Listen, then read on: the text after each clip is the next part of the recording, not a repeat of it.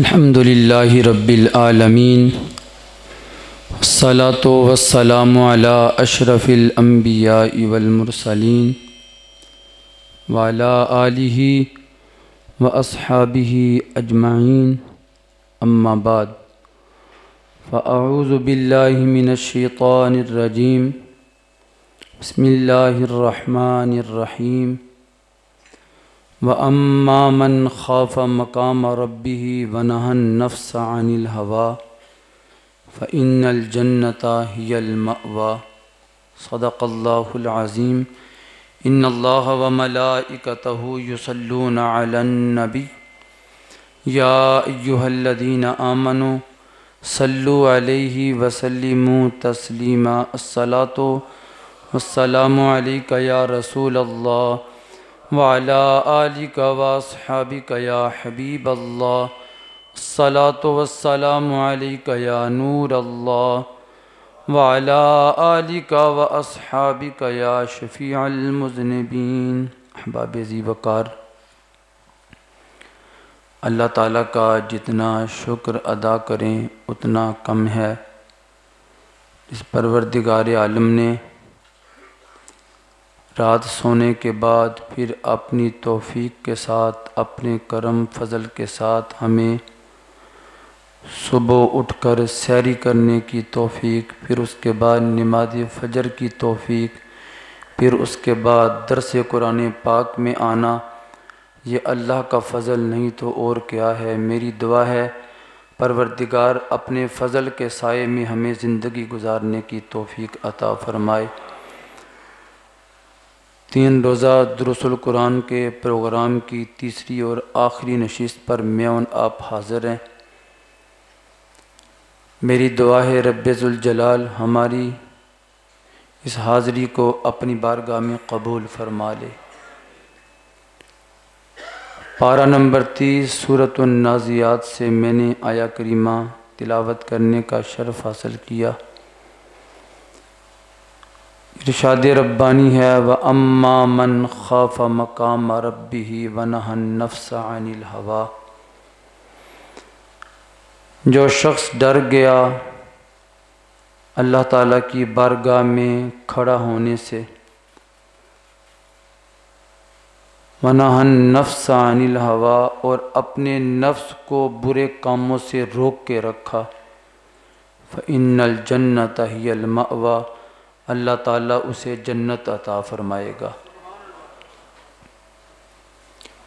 رمضان المبارک کی بابرکت گھڑیاں ہمارے پاس بہت بڑا موقع ہے۔ محنت کر کے اپنی زندگی کو قیمتی بنا لیں، اپنے دل کی صفائی کے لیے محنت کر لیں تاکہ یہ دل صاف ہو جائے۔ جو دل صاف ہوتا ہے اس میں اللہ اپنے اور اپنے محبوب کی محبت عطا فرماتا ہے۔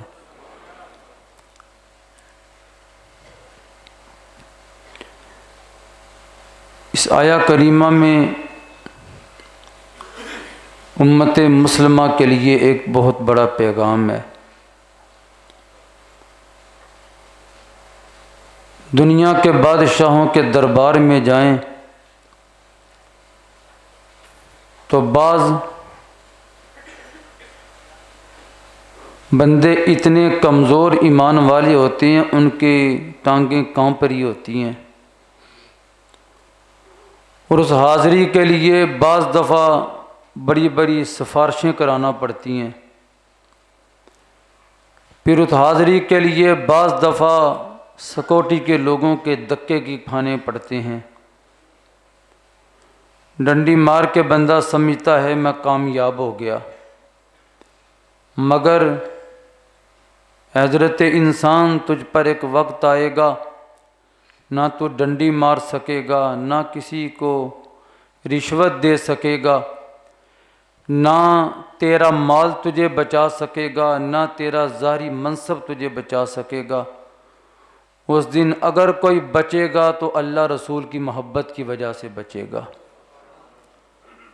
تو آج ہم نے تیاری کرنی ہے اس وقت کے لیے جب رب ذوالجلال کی بارگاہ میں کھڑا ہونا پڑے گا، ذرا تصور میں لے کے آؤ کہ کتنا مشکل وقت ہوگا جب رب کی بارگاہ میں کھڑے ہو کر حساب دینا پڑے گا۔ حدیث مبارکہ میں ہے کہ اس دن جس طرح ایک بندہ کتاب کھولتا ہے نا، اس کے سارے اوراق بندے کے سامنے آ جاتے ہیں، اس دن سب بندوں کے سامنے ان کا حساب کتاب، کسی نے 70 سال 100 سال 1000 سال بھی زندگی گزاری ہوگی دنیا میں، تو اس کا حساب و کتاب اس کے سامنے کر دیا جائے گا۔ جب سامنے سارا حساب آئے گا تو بعض دفعہ یہاں کوئی دکھائے نا کسی کو، بندہ ڈنڈی مارتا ہے یہ میں نے تو نہیں لکھا، وہاں پر کسی کو جرت نہیں ہوگی کہ میں نے نہیں لکھا، میں نے نہیں کہا۔ پھر اللہ تعالیٰ اس دن ساری یادداشت اتنی مضبوط کر دے گا کہ بندہ خود کہے گا مولا میں تو بعض چیزیں دنیا میں بھول گیا تھا، لیکن واقعی یہ میں نے کہا تھا، یہ میں نے لکھا تھا۔ اس دن ڈنڈی کوئی نہیں مار سکے گا۔ اس دن کے بارے میں سورۃ النازعات میں کیا ہے؟ جو ڈر گیا آج ڈر گیا۔ اعلیٰ حضرت فرماتے ہیں نا، عظیم البرکت عاشقوں کے امام الشاہ امام احمد رضا خان فاضل بریلوی علیہ رحمہ ہمیں عقیدہ سمجھا کہ آج لے ان کی پناہ، آج مدد مانگ ان سے، کل نہ مانیں گے قیامت کو اگر مان گیا، کہ آج محنت کرنا پڑے گی اللہ رسول کو راضی کرنے کے لیے۔ کل قیامت والے دن تو بس حساب و کتاب ہوگا، عمل نہیں بندہ کر سکے گا۔ جب آنکھ بند ہو جائے گی نا، کم عقل ہے وہ بندہ جو اس نیت سے عبادت کم کرتا ہے، پیچھے میری اولاد ہاتھ اٹھائے گی، میرے بھائی ہاتھ اٹھائیں گے، میرے دوست ہاتھ اٹھائیں گے، وہ کم عقل ہے بندہ۔ ٹھیک ہے، بعد میں ہاتھ اٹھانے والے دعا کریں اللہ قبول فرماتا ہے، اصالے ثواب کریں پہنچتا ہے، مگر کم عقل ہے جو بندہ کسی پہ بھروسہ کر کے دنیا میں چلتا ہے۔ نہیں، جو خود کر لو گے، جو خود بھو کے جاؤ گے، وہی آگے جا کے کاٹو گے۔ اس لیے آخرت کا سامان میں نے اور آپ نے تیار کرنا ہے۔ زندگی کے سانسوں کا پتہ نہیں، مگر اس زندگی کے لمحات میں سب سے قیمتی اس سال کے لمحات ہم گزار رہے ہیں۔ میری مراد رمضان المبارک کی بابرکت اور مقدس گھڑیاں ہم گزار رہے ہیں۔ یہ گھڑیاں گزر گئی، مہینہ گزر گیا، پھر میں اور آپ ہاتھ ملتے رہ جائیں گے۔ رمضان اللہ کا مہمان پھر سال کے بعد دوبارہ تشریف لے کے آئے گا۔ اللہ کی چھما چھم رحمتیں برس رہی ہیں، ان رحمتوں کے سائے میں 3 رمضان المبارک آج کے درس قرآن میں میں اور آپ حاضر ہیں۔ جب اللہ کی رحمتیں چھما چھم برستی ہیں، پھر بندہ محسوس کرتا ہے کہ پہلے بھی میں عبادت کرتا تھا، مگر رمضان میں جب عبادت کرتا ہوں دل کو اللہ تعالیٰ سکون عطا فرماتا ہے، کیونکہ بندہ اللہ تعالیٰ کے رحمت کے سائے میں ہوتا ہے۔ سارا سال اللہ کی رحمت ہوتی ہے، مگر رمضان کا کیا کہنا کہ اب تو بہانہ بھی نہیں بنا سکتے، اب پورا موقع ہے تیاری کرنے کا۔ پہلے بہانہ ہوتا تھا شیطان پھسلا دیتا ہے، اب تو شیطان پابند سلاسل ہے، جہنم کی طرف شیطان لے کے جاتا ہے۔ لے کے کیسے جائے گا؟ خود بھی زنجیروں میں بند چکا ہے، جہنم کے دروازے بھی بند ہو چکے ہیں، اور اللہ کی رحمت عروج پہ ہے۔ رب ذوالجلال نے رمضان کی وجہ سے جنت کے سارے دروازے کھول دیے ہیں۔ اب بندوں کی اپنی مرضی ہے کہ بندے غفلت کی چادر اوڑھ کر سو جائیں اور رمضان ایسے ہی گزار دیں۔ پھر دیکھو رمضان اللہ کا ایسا پیارا مہینہ ہے، جیسے جیسے اس کے لمحات آگے بڑھتے ہیں جو جو اللہ تعالیٰ کی رحمت اور زیادہ عروج پہ ہوتی ہے۔ کس طرح؟ پہلا عشرہ رحمت کا ہے، دوسرا مغفرت کا ہے، تیسرا نجات کا ہے، اور جب تیسرا آتا ہے تو اس ساری راتیں آتی ہیں، مگر ایک رات ایسی رکھی ہے جو 1000 مہینے عبادت کرنے سے بہتر ہے، کہ ایک رات عبادت کرتے ہو اللہ تعالیٰ 1000 مہینوں سے زیادہ عبادت کرنے کا ثواب عطا فرماتا ہے۔ دعا کرو اللہ تعالیٰ ہمیں خوف کی دولت عطا فرما دے۔ خوف ختم ہو چکا ہے ہمارے اندر، بڑے بندے بعض دفعہ یہ بھی شیطان کراتا ہے، بعض دفعہ کہتا ہے فلاں مولوی نے تو اتنے خوف کی باتیں کی، اتنی خوف کی باتیں کی جس طرح اس کی مرضی ہے جنت جہنم میں۔ یہ بات نہیں، یہ ہم نے کہاں سے سیکھا؟ ہم نے قرآن کی تلاوت سے سیکھا، قرآن کے پیغام سے سیکھا، اور نبی علیہ السلام کی دعوت کے پیغام سے ہم نے سیکھا کہ سب سے زیادہ اس روئے زمین پر اگر اللہ کا کرم ہے کسی پر، اس ذات کا نام محمد مصطفیٰ صلی اللہ علیہ وآلہ وسلم ہے۔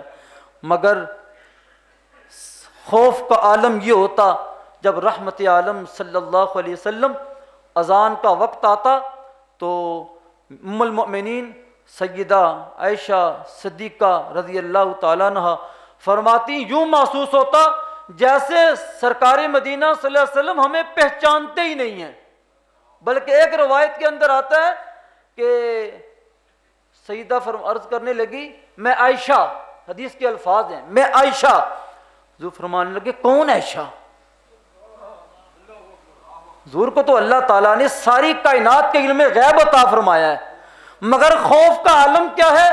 اذان کا وقت ہے، اللہ اکبر، اللہ بہت بڑا ہے، اللہ بہت بڑا ہے۔ جب یہ وقت آیا تو فرمایا کون عائشہ؟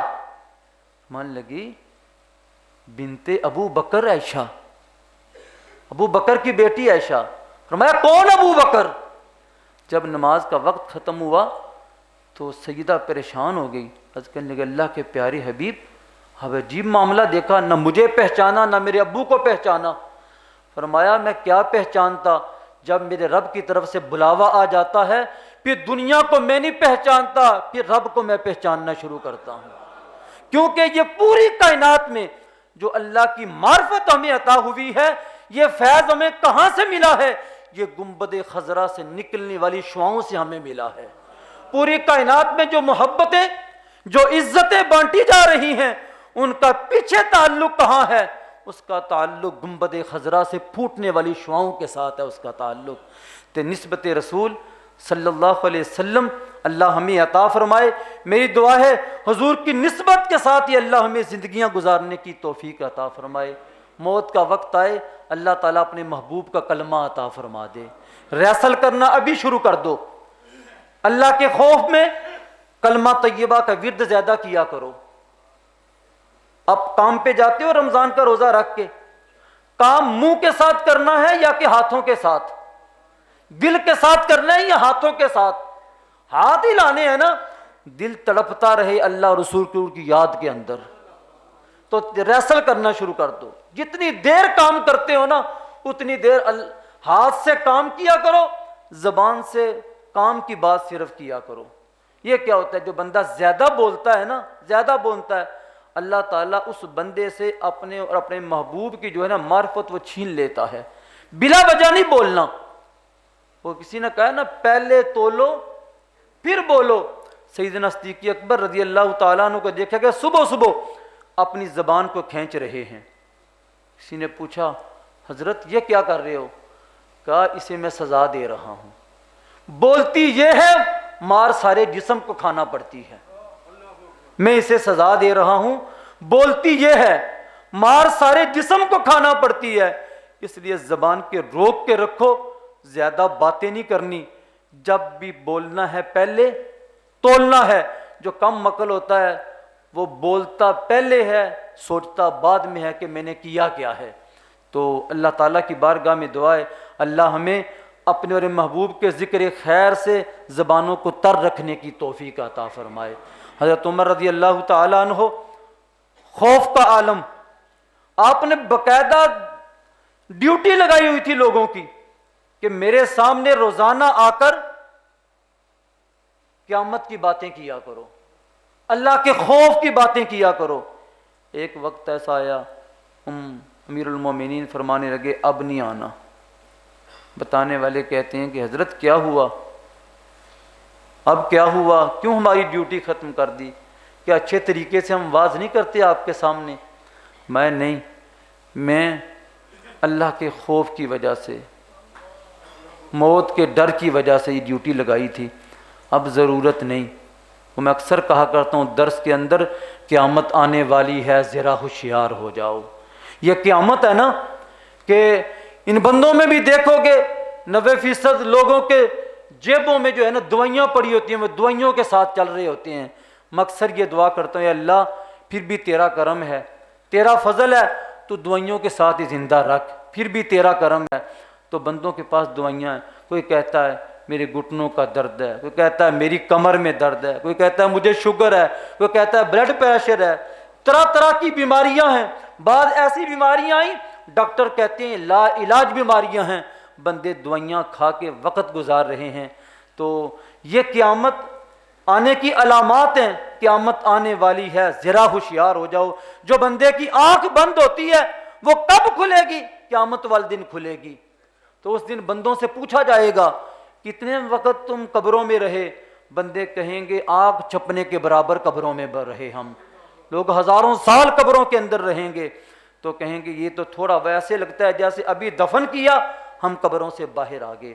تو حضرت عمر رضی اللہ تعالیٰ عنہ فرمانے لگے کہ اب میری داڑھی کے اندر سفید بال ہے نا، وہ مجھے میرے اندر جو ہے نا فکر ہے کہ یہ سفید داڑھی کے جو بال ہیں یہ مجھے دعوت دے رہے ہیں کہ اب عمر آگے جانے کی تیاری کر لو۔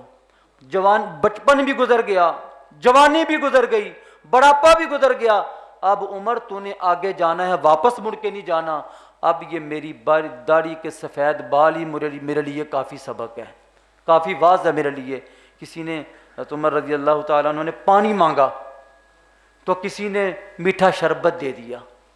بتاؤ حضرت عمر سے بڑھ کر ہمارے اندر خوف ہے؟ ہماری کیفیت ہے یہ؟ حضور علیہ السلام نے فرمایا میرا عمر جس راستے سے چلتا ہے نا شیطان اپنا راستہ بدل لیتا ہے۔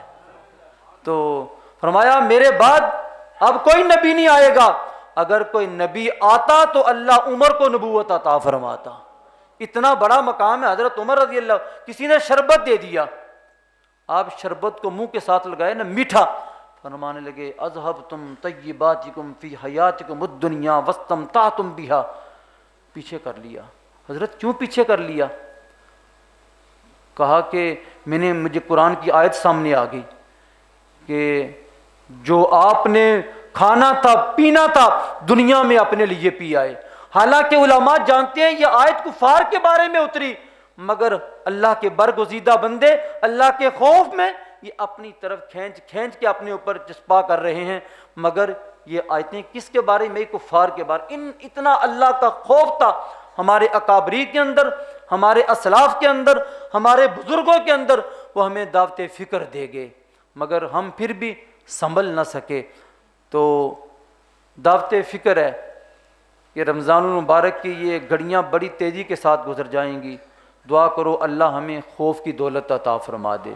میں عرض کر رہا تھا لوگ کہتے ہیں مولوی صاحب کہتے ہیں، یہ مولوی صاحب اپنی طرف سے نہیں کہتے، قرآن پڑھ کے سناتے ہیں، صاحب قرآن کا فرمان سناتے ہیں۔ تو ان لوگوں کے اندر اتنا خوف تھا، جن کی مجلسیں ہوا کرتی تھی۔ تو میں اکثر یہ بات کرتا ہوں درس قرآن کے موقع پر، لوگ کہتے ہیں کہ خوف کی باتیں کرتے اور رحمت کی باتیں کیوں نہیں کرتے؟ ہم کرتے ہیں، اللہ کی رحمت بڑی وسیع ہے، ہم رحمت کی باتیں بھی کرتے ہیں، مگر خوف کی باتیں کیوں کرتے ہیں؟ وہ کہتے ہیں جی فلاں نے 100 قتل کیا تھا، اللہ کی رحمت کے سائے میں آیا، اللہ نے بخش دیا۔ میں کہتا ہوں ذرا اس کی کیفیت دیکھنی تھی کہ خوف کا عالم کیا تھا اور ہمارے اندر کیا ہے؟ غفلت۔ 5 وقت مسجد سے اذان کی آواز آتی ہے، اللہ اکبر اللہ اکبر، پھر آگے الفاظ آتے ہیں حی علی الصلاۃ، آؤ نماز کی طرف، حی علی الفلاح، کامیابی کی طرف۔ مسجدیں خالی نظر آتی ہیں، بازار بھرے ہوئے نظر آتے ہیں۔ بزبان مصطفیٰ صلی اللہ علیہ وسلم مسجدیں اس کائنات کی سب سے بہترین جگہ ہیں اور بازار سب سے بری جگہ ہیں۔ یہ امت کے لیے لمحہ فکریہ ہے کہ مسجد نمازیوں سے خالی ہیں، بازار بڑے ہوئے ہیں۔ لوگوں قیامت آنے والی ہے، ذرا ہوشیار ہو جاؤ۔ یہ قیامت کے آنے کا منظر ہے، قرب قیامت کی علامات ہیں۔ مسجدیں خالی ہیں، بازار بھرے ہوئے ہیں۔ تو رحمت کی باتیں ضرور کرنی چاہیے۔ کہتے ہیں بندہ تڑپ رہا ہوتا ہے خوف خدا میں، ہائے میرا کیا بنے گا؟ اس وقت پھر اسے کہا جائے اللہ کی رحمت بڑی وسیع ہے، کیوں تو پریشان ہوتا ہے؟ جب بندہ مستیاں کر رہا ہو پھر رحمت کی باتیں کی جائیں یا اللہ کے خوف کی باتیں کی جائیں؟ یہ بندوں کے اندر آج سستی آ چکی ہے، غفلت آ چکی ہے، بندے سست ہو چکے ہیں۔ حالات کیا ہیں کہ آج تو روزہ رکھ کے بھی نا لوگ جھوٹ بولتے ہیں، روزہ چھوڑ کے بھی کہتے ہیں ہم نے روزہ رکھا ہے۔ حالات ہے افطار کے موقع پر کبھی لوگوں سے پوچھا جائے نا تو آدھے نصفی افراد ایسے نہیں ہوتے انہوں نے روزہ رکھا ہو، رسمی طور پر افطار پارٹی میں پہنچ جاتے ہیں۔ یہ ایسی بات ہے۔ تو ایک تجربے کی بات ہے جو ہمارے اسلاف نے لکھی، ہمارے بزرگوں نے لکھی کہ اگر تجربے کے ساتھ پتہ لگانا پڑے نا کس نے روزہ رکھا ہے، بعض دفعہ جو صبح سحری کھانے والا ہوتا ہے وہ بھی روزے دار نہیں ہوتا کہ اس نے اللہ کی رضا کے لیے روزہ نہیں رکھا ہوتا، وہ روزہ داروں کی صف میں نہیں ہوتا۔ بعد ایسے جنہوں نے سحری سرے سے کی نہیں ہوتی، کہتے ہیں اس کا پتہ چلانا ہو نا نماز عصر کے بعد جب 1 گھنٹہ باقی رہ جاتا ہے، گرمی کی شدت ہو، جو بندہ مستیاں کرتا نظر آئے نا سمجھ لیجیے روزہ دار نہیں ہے، کیونکہ روزہ دار عصر کے وقت نڈال ہو چکا ہوتا ہے، اس کے ہونٹ خشک ہو چکے ہوتے ہیں، وہ انتظار میں ہوتا ہے کہ جو میں گھونٹ افطار کے وقت پیوں گا وہ سب سے زیادہ لذیذ ہوں گے، لذت والے ہوں گے۔ آپ محسوس کرو گے جو افطار کے وقت بندہ پہلا گھونٹ پیتا ہے نا 11 مہینے اسی ٹوٹی کا پانی ہوتا ہے، مگر جب رمضان کا مہینہ آتا ہے روزہ دار جب پہلا گھونٹ پیتا ہے نا سادے پانی کا، یوں محسوس ہوتا ہے اللہ نے جنت سے جام بھیج دیے ہیں۔ یہ اس امت پر اللہ کا کرم ہے، فضل ہے۔ پانی وہی ہوتا ہے، رمضان کی برکات کی وجہ سے اللہ تعالیٰ اس کے اندر جو ہے نا لذت عطا فرما دیتا ہے۔ کھانا اسی گھر میں 11 مہینے کھاتا ہے، مگر جب رمضان مبارک میں سحری اور افطار کے وقت پہلا لقمہ بندہ کھاتا ہے نا بندہ محسوس کرتا ہے جیسے کوئی اللہ تعالیٰ نے جنت سے ڈلیاں عطا فرما دی ہیں۔ تو خوف کی باتیں اس لیے کرتے ہیں، امت میں خوف ختم ہو چکا ہے۔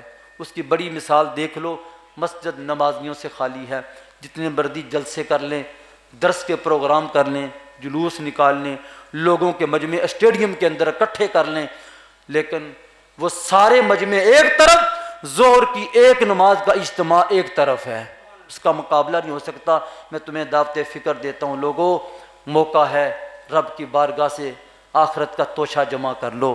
اے فجر کی نماز پڑھ کے آنے والو، پہلے بھی تم پڑھتے 2 رکعتیں فرض 2 سنت پڑھتے تھے، مگر آج جو فجر کی نماز پڑھ کے آنے والوں پڑھ کے ایک آئے ہو، اللہ نے تمہیں 70 کا ثواب عطا فرمایا ہے۔ رمضان گزرنے کے بعد یہ سارا فضل، یہ سارا کرم سمیٹ لیا جائے گا، پھر اسی طرح روٹین باقی رہ جائے گی۔ خوف کی بات میں کر رہا تھا، حضرت عبداللہ بن مبارک کے بارے میں آتا ہے، ایک بہت بڑے محدث گزرے ہیں، امام اعظم ابو حنیفہ علیہ رحمہ کے شاگرد تھے۔ کہتے ہیں حدیث کا سبق پڑھا رہے ہیں، چارپائی پہ بیٹھے ہیں، بزرگ ہیں، شاگردوں سے کہنے لگے مجھے چارپائی سے نیچے اتار کے زمین پہ بٹھا دو۔ وہ بڑے پریشان تھے کہ استاد جی ہمارے بہت بڑے محدث اور امام صاحب کے شاگردوں میں جن کی تربیت کس نے کی تھی؟ اماموں کے امام امام اعظم ابو حنیفہ علیہ رحمہ نے۔ تو جب نیچے بیٹھے الامر فوق العدل کے تحت استادوں کو نیچے بٹھایا، فرمایا اپنی جبی کو اپنی رخسار کو زمین پہ رگڑنا شروع کر دیا اور اپنی داڑھی مبارک کو پکڑ پکڑ کے کہنے لگے اے اللہ عبداللہ بن مبارک کو اے اللہ بخش دینا۔ یہ خوف کا عالم تھا۔ ہم تو گناہ کر کے بھی توبہ نہیں کرتے، وہ نیکیاں کر کر کے بھی رب کی بارگاہ میں روتے تھے، نیکیاں کر کر کے بھی وہ رب کی بارگاہ میں روتے تھے۔ امام اعظم حنیفہ علیہ رحمہ کے بارے میں آتا ہے کتنی اللہ کی برگزیدہ ہستی تھی امام اعظم حنیفہ۔ فرماتے ہیں کہ ایک دن عشاء کے بعد امام صاحب مسجد کے اندر گئے، قرآن پاک کی تلاوت شروع کی، سورہ زلزال پہ نظر پڑ گئی جس میں قیامت کا ذکر ہے کہ قیامت والے زلزلہ برپا ہو جائے گا، پہاڑ روئی کی مانند ہو جائیں گے، دنیا ساری بکھر کے رہ جائے گی۔ فرمانے لگے کہ جب نظر پڑی ساری رات اللہ کے خوف میں کھڑے رہے، صبح کا وقت آیا، مؤذن آیا، دیکھ کے حیران ہو گیا کہ میں نے عشاء کے بعد بھی امام صاحب کو یہیں کھڑے دیکھا تھا، وہی کھڑے ہیں، تو ہم تو عبادت تھوڑی سی کر لیں نا تو جاتے ہوئے اور بندے کو بتاتے نماز پڑھ کے آیا ہوں، درس سن کے آیا ہوں۔ یہ بندے عبادت کر کر کے بھی چھپتے تھے مگر جب صبح لوگوں کے سامنے جاتے تھے تو ان کا چہرہ بتا رہا ہوتا تھا یہ اللہ کا نیک بندہ، اللہ کا ولی آ رہا ہے۔ لہم البشرا فی الحیات الدنیا وفی الآخرہ، یہ لوگوں کو خوشخبری ہے دنیا اور آخرت میں۔ یہ چھپ کے رب کو یاد کرتے ہیں، اللہ ان کے چہرے کے اندر نورانیت پیدا کر دیتا ہے۔ تو وہ مؤذن پوچھنے لگا حضور رات کو یہیں دیکھا تھا آپ کو، صبح وہیں کھڑے ہو؟ تو آپ کی آنکھوں میں آنسو آ گئے، فرمانے لگے تو اب میرا راز فاش کر دے گا، تو میرا راز فاش کر دے گا۔ کہ حضرت میں کسی کو نہیں بتاتا، آپ بتائیں تو صحیح۔ مان لگے رات عشاء کے بعد جب میں نے قرآن کھولا سورہ زلزال پہ میری نظر پڑ گئی۔ جب سورہ زلزال پہ نظر پڑی، اللہ کے خوف کا عالم یہ تھا ابو حنیفہ کو پتہ ہی نہیں چلا ساری رات کیسے گزر گئی۔ جب ساری رات گزر گئی، اب صبح تو نے دیکھا ہے کہ میں سورہ زلزال پڑھ رہا تھا۔ یہ خوف کا عالم تھا۔ آخری بات کہہ کے دعوت فکر دے کے میں گفتگو کو سمیٹ رہا ہوں۔ میں نے ایک جگہ پہ پڑھا، خوف کی باتیں تو سنتے رہتے ہو اسلاف کی، میں نے ایک اللہ کے نیک بندوں کی تصنیف میں پڑھا کہ ایک شخص اپنے بیٹے سے کہنے لگا آؤ باہر چلتے ہیں سیر کے لیے۔ جب اللہ تعالیٰ کسی کو خوف کی دولت عطا فرما دیتا ہے نا، دینے پہ آئے تو سفید داڑھی والے کو نہ دے، دینے پہ آئے تو اللہ تعالیٰ چھوٹے بچے کو خوف کی دولت عطا فرما دے۔ وہ دیکھا تھا نا تو عمر کے بارے میں کہ پانی ڈال دو دودھ میں، کوئی دیکھ نہیں رہا، بیٹی کہتی ہے اماں بندے تو نہیں دیکھ رہے، بندوں کا خدا تو دیکھ رہا ہے۔ اس عمل کی وجہ سے، اس ایک جملے کی وجہ سے سیدنا فاروق اعظم رضی اللہ تعالیٰ عنہ نے اپنے بیٹے کا نکاح اس بیٹی کے ساتھ کر دیا تھا۔ فرمایا تیرے پاس کچھ نہیں، تو گوالن کی بیٹی ہے، مگر ایک جملہ جو میں نے پردے میں سنا تھا وہ کیا، لوگ تو نہیں دیکھ رہے، لوگوں کا پروردگار تو دیکھ رہا ہے نا۔ تو ایک بچہ باپ کے ساتھ جا رہا تھا تو باپ کہنے لگا راستے میں انگوروں کا درخت آیا، بیٹا میں درخت پہ چڑھ کے دل چاہتا ہے کچھ انگور کھا لوں، تم نیچے دھیان رکھنا کوئی آ نہ جائے، مالک نہ آ جائے، کوئی دیکھ نہ لے۔ اب وہ اوپر جا کے انگور توڑنے لگا، نیچے سے بیٹا کہتا ہے ابو دیکھ رہا ہے۔ ابو کیا کر رہا ہے؟ اس نے چھلانگ لگائی، سہما ہوا، کہنے لگا کوئی دائیں بائیں نہیں، کون دیکھ رہا ہے؟ فرمایا بندے نہیں دیکھ رہے، بندوں کا پروردگار دیکھ رہا ہے۔ جب اللہ کسی کو توفیق دینے پہ آئے نا، یہ مسجد میں جانے کے اللہ توفیق دیتا ہے۔ بعض دفعہ بزرگ ہوتے ہیں انہیں اللہ توفیق عطا فرماتا ہے، وہ کٹیا سے آتی ہیں، غریب ہوتے ہیں، مزدور ہوتے ہیں۔ بعض دفعہ لینڈ کروزر والے کو نہ دینے پہ آئے تو وہ توفیق نہ دے، نہ میں نے عرض کیا تھا نہ مال کام آئے گا، نہ اولاد کام آئے گی، کام آئے گا تو سنورا ہوا دل اللہ کی بارگاہ میں کام آئے گا۔ تو اللہ تعالیٰ وہ، میں اکثر یہ بات کہتا ہوں کہ ایک مالک اور ایک غلام جا رہے تھے نا، تو غلام بڑا اللہ کا نیک بندہ تھا، کہنے لگا تھوڑی دیر رکیے میں نے 2 سجدے کرنے ہیں مسجد کے اندر۔ 2 سجدوں کے لیے وہ اندر گیا کہ میں نے 2 رکعتیں پڑھنی ہیں نفل۔ کہتے ہیں کتنی دیر گزر گئی، وہ باہر سے آواز لگا کے کہتا ہے آ جاؤ، کہتا آنے نہیں دیتا۔ اللہ کی توفیق کے بعد کون قدم اٹھا سکتا ہے؟ آج اگر قدم اٹھا کے آئے ہو تو ٹانگوں کے اندر جو طاقت ہے وہ کس نے دی ہے؟ اللہ تعالیٰ نے۔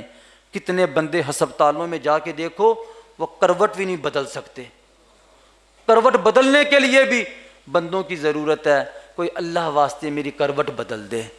اور ایسے میں نے کتابوں میں پڑھا ہے کہ بعض بندے ہسپتالوں میں ایسے ہیں جن کا چھوٹا بڑا پیشاب رک جاتا ہے، مال بڑا ہوتا ہے، ڈاکٹروں کے سامنے ہاتھ جوڑ کے کہتے ہیں ساری دولت لے لو میرا چھوٹا پیشاب خارج ہو جائے۔ ایسا وقت آتا ہے، اللہ نے تمہیں توفیق دی، صحت عطا فرمائی، سحری کی توفیق دی، آگے یہاں پر یہ اللہ کا کرم نہیں ہے، اللہ کا فضل نہیں ہے، تو کہتے ہیں آ جاؤ، کہتے آنے نہیں دیتا، کہتے ہیں کون نہیں آنے دیتا؟ کہا جو تجھے اندر نہیں آنے دیتا مجھے باہر نہیں آنے دیتا۔ وہ اللہ تو بندوں سے 70 ماؤں سے زیادہ پیار کرتا ہے، اتنا پیار کرتا ہے، اتنا پیار کرتا ہے کہ اگر بندوں کو ہمارے رازوں کا پتہ چل جائے نا، وہ در بدر پہ ہمارے راز فاش کرتے ہیں۔ وہ رب ہے جو ہمارے رازوں پہ پردے ڈالتا ہے۔ تو دعا میں یہی کیا کرتا ہوں، اے اللہ تو نے جیسے 50 سال 60 سال کی عمر ہو گئی، ساری عمر تو نے پردے ڈالے، اگر پردے چاک ہو جائیں نا دنیا ہمیں ذلیل کر دے، اے اللہ انہی پردوں کے اندر ہی تو توبہ کی توفیق عطا فرما دے۔ تو وہ رب تو اتنی محبت کرتا ہے اپنے بندوں سے کہ ہم مانگتے بھی نہیں. کتنے بے نمازی ہیں 10 بجے اٹھتے ہیں. مانگنے کا سب سے بہترین ذریعہ کیا؟ وَلَا ذِكْرُ اللَّهِ اکبر.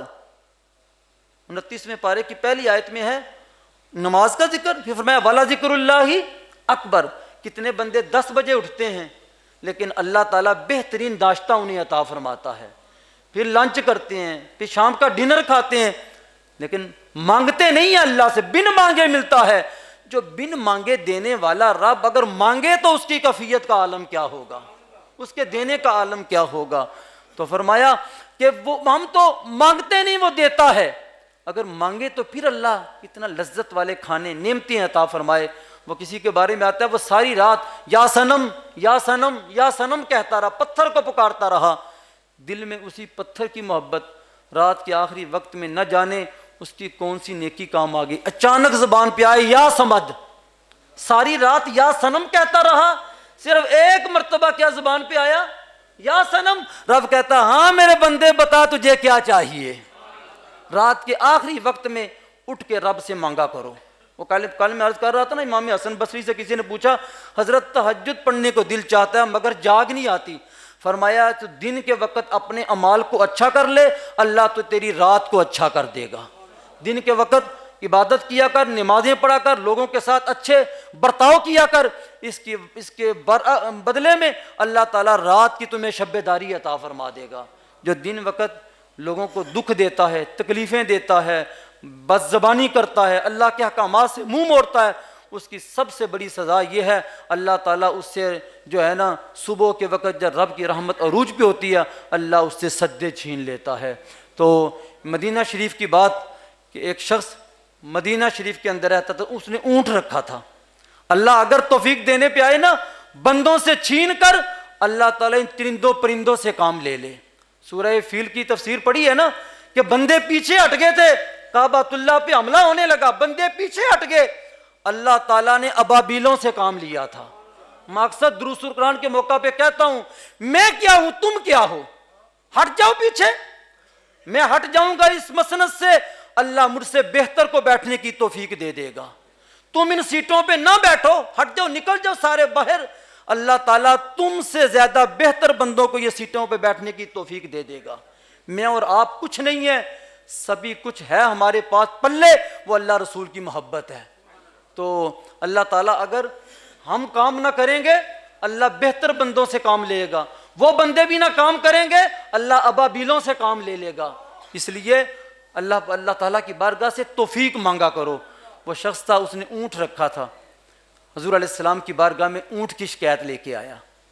کہنے لگا اللہ کے پیارے حبیب یہ میرا اونٹ ہے، میں اس کی پوری خدمت کرتا ہوں، کھلاتا ہوں پلاتا ہوں، اس کا خیال رکھتا ہوں، لیکن جب میری آنکھ لگتی ہے مجھے سونے نہیں دیتا. تو حضور علیہ السلام کی تو جانوروں پرندوں چرندوں کی بولیاں بھی سمجھتے تھے.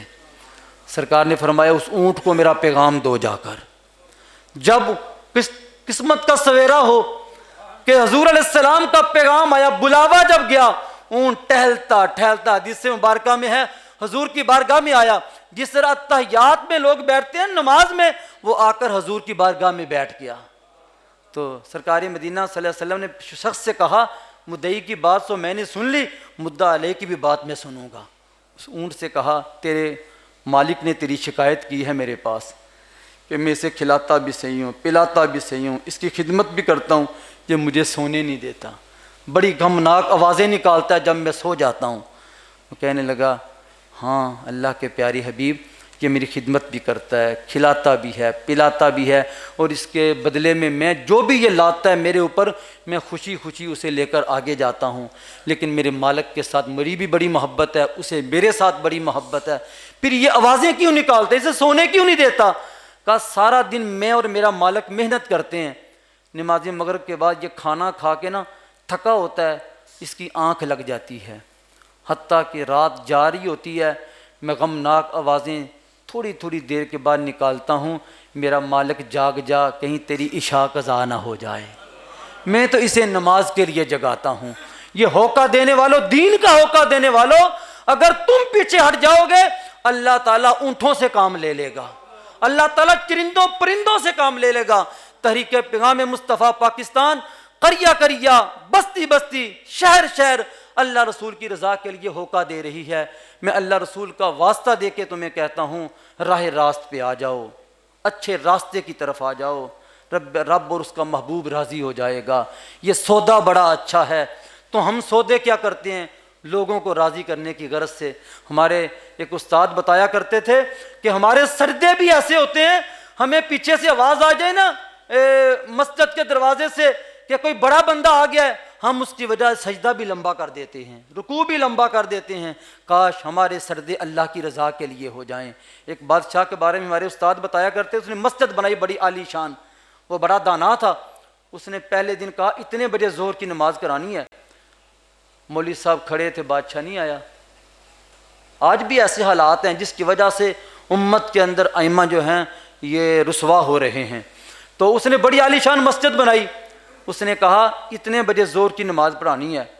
بادشاہ خود لیٹ ہو گیا، آیا تو دیکھا نماز نہیں ہوئی۔ کہا کیوں نہیں پڑھائی؟ کہ بادشاہ وقت آپ کا انتظار تھا۔ صبح ہوئی، کہا اسے فارغ کر دو، اسے کیا کرو؟ فارغ کر دو، اس قابل نہیں ہے اس مسلح پہ کھڑا ہو جائے۔ دوسرے دن دوسرا بندہ رکھا، کہا کہ اتنے بجے نماز پڑھانی ہے۔ اس نے پھر آئے بادشاہ آپ نہیں آئے تھے تو میں نے تاخیر کر دی کہ آپ آئیں تو نماز پڑھائیں نا، تو اسے بھی فارغ کر دیا۔ تیسرا دن آیا، ایک شخص رکھا، بادشاہ نے آ کے کہا تو نے میرا انتظار بھی نہیں کیا، تو نے نماز کرا دی۔ کہا بادشاہ وقت، یہ نماز تو میرے پروردگار کی عبادت ہے، میں نے اللہ کی رضا کے لیے نماز کرا دی ہے۔ بادشاہ کہنے لگا میری مسجد کا پوری زندگی کے لیے یہی امام ہے، بس یہ مشکل جو ہوتی ہے چند دنوں کے لیے ہوتی ہے، ہم صبر ہی نہیں کرتے۔ کبھی مسجد کے صدر کے پیچھے، کبھی وہ سود خور خزانچی کے پیچھے لگ ہم عجیب عجیب معاملے کرتے ہیں۔